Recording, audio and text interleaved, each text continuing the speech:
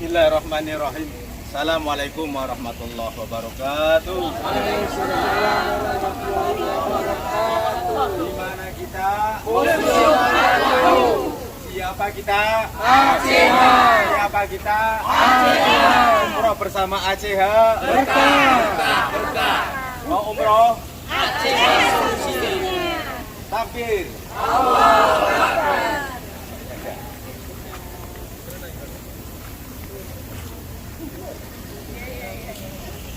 Alhamdulillah. Dan ternama dan terkaya dari kalangan Quraisy. Dan di antara keutamaan daripada Khadijah disebutkan di dalam sebuah hadis bahwasanya suatu ketika malaikat Jibril mendatangi Rasulullah dan mengatakan, wahai Rasulullah, ini adalah Khadijah yang membawa bejana yang berisikan lauk pauk makanan dan minuman. Apabila suatu hari engkau menemuinya, maka sampaikanlah salam dari Tuhannya dan sampaikanlah salam dariku. Jadi Khadijah adalah wanita yang mendapatkan salam langsung dari Allah Subhanahu wa taala dan mendapatkan salam langsung dari malaikat yang termulia, yaitu malaikat Jibril alaihi assalam. Rasulullah menikahi Khadijah kala itu Rasulullah masih berumur 25 tahun dan Khadijah telah berumur 40 tahun. Status Khadijah yang merupakan saudagar kaya kala itu kemudian membantu menyokong dakwah Nabi sallallahu alaihi wasallam. Rasulullah sangat mencintai Khadijah, bahkan beliau pernah mengatakan, "Inni ruziktu hubbuha." Saya mendapatkan karunia dari Allah berupa rasa cinta yang cukup besar kepada Khadijah.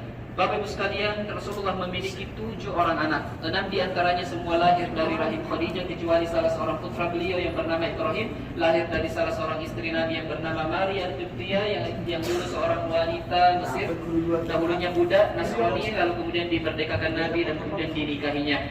Setelah Rasulullah SAW menerima wahyu di Gua Hira di atas sana, kemudian beliau merasakan rasa dingin, cemas dan khawatir yang cukup luar biasa. Maka turunlah Nabi SAW dari Gua Hira, lalu kemudian masuk ke kamar istrinya, ke kamar Khadijah, dan mengatakan, Zammiluni, selimutilah aku, hai istriku. Maka Khadijah pun kemudian menyelimuti Rasulullah SAW, lalu kemudian beliau mensupport, memberikan kabar gembira dan menguatkan suaminya. Lalu kemudian beliau mengatakan, Abshir fawallahi la yukhzika Allah abada.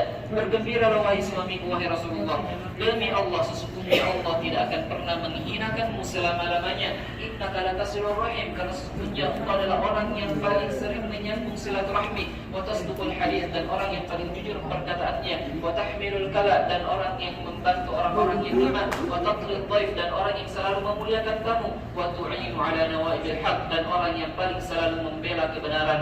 Itulah Khadijah bintu Khuwailid radhiyallahu anha, ibunda kita semua. Semoga Allah mempertemukan dan mengumpulkan kita semua di surga Allah Subhanahu wa taala. Baik, Bapak Ibu sekalian, kita akan beralih ke ruangan terakhir daripada museum ini.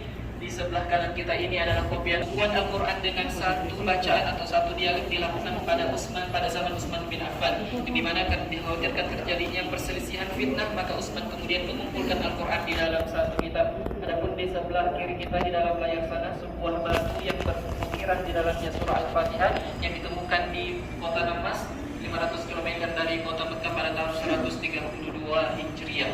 Berikutnya di sebelah kanan kita ini adalah merupakan manuskrip sebuah kitab yang ditulis oleh seorang pemuda yang berkebangsaan non-Arab yang bernama Muhammad bin Ismail Al-Bukhari. Beliau berasal dari Bukhara yang sekarang ini kita kenal dengan Uzbekistan.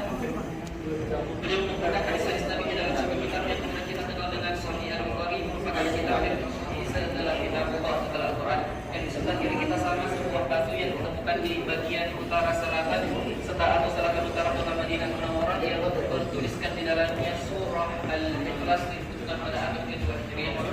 Dan yang di sebelah kanan kita ini adalah sebuah karya yang luar biasa, yaitu Al-Quran Surah. Beliau disulam oleh salah seorang wanita yang berkebangsaan Pakistan yang bernama Nasib Akhtar. Beliau menyulam Al-Quran ini dengan tangannya sendiri dan menghabiskan waktu kurang lebih 32 tahun, menghabiskan kurang lebih kain 300 meter dengan 25 meter, 25.000 meter, dan total berat daripada Al-Quran ini 55 kg.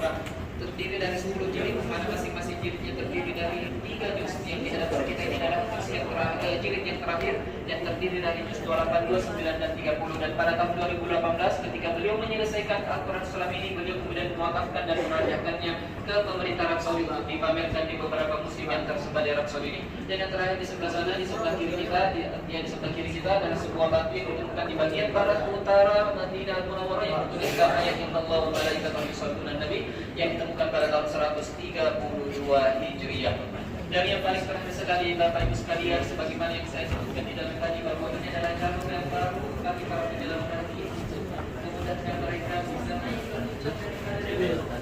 Ya, yang dijahit. Jahitan berarti Iya.